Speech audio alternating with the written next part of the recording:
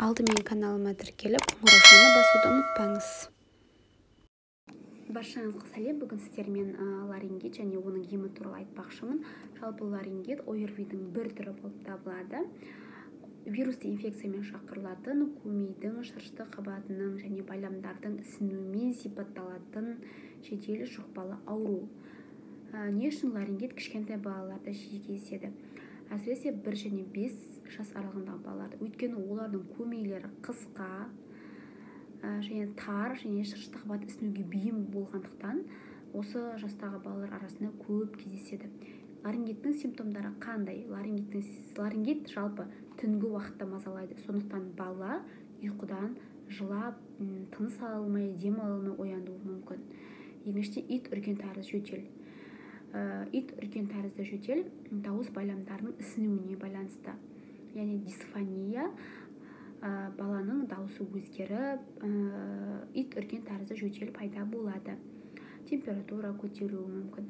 Бұл кезде, егер балаңызды бірінші рет қайталанып тұрса, міндетті түрде 103-ге хабарласуыңыз керек. Өйткені бала тыныс ала алмай, дем ала алмай, өліп кету қаупі жоғары болғандықтан міндетті түрде 103-ге хабарласуыңыз керек.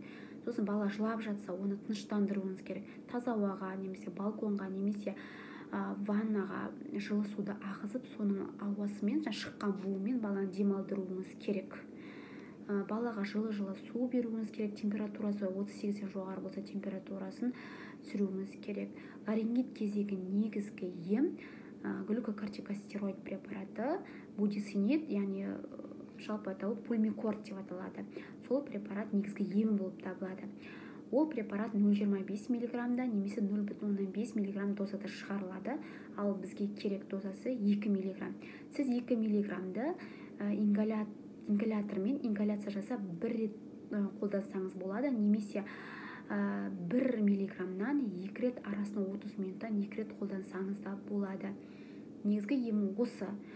Ал жедел жәрдем келген кезде сізге дексаметазон деген препаратты баланың салмағына қарай салып береді. Ол препарат та қабынуға қарсы укол болып табылады.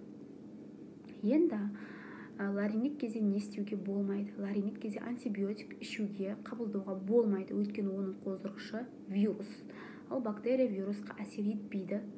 Екіншіден, вирусқа қарсы препараттар, олардың әсері дәлелденбеген, сондықтан ол препараттарды қолданбаймыз. Антигистаминді препараттар, олардың да әсері жоқ.